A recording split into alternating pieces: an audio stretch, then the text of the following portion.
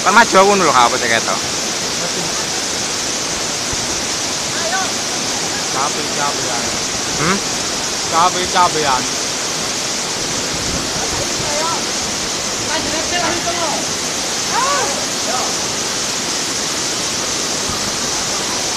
Tok kena apa ya?